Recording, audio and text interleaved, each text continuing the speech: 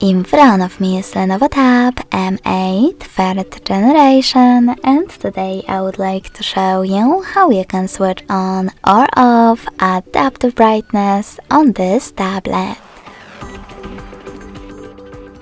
First of all, go into settings. Now scroll down just a bit and click on display section. In it, you need to scroll down again and click on Adaptive Brightness. Lastly, click on this switcher next to it to turn it on or off.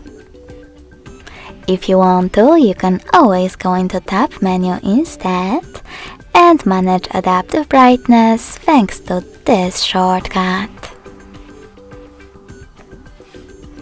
Thanks so much for watching. If you enjoyed this video, smash that like button, comment and subscribe.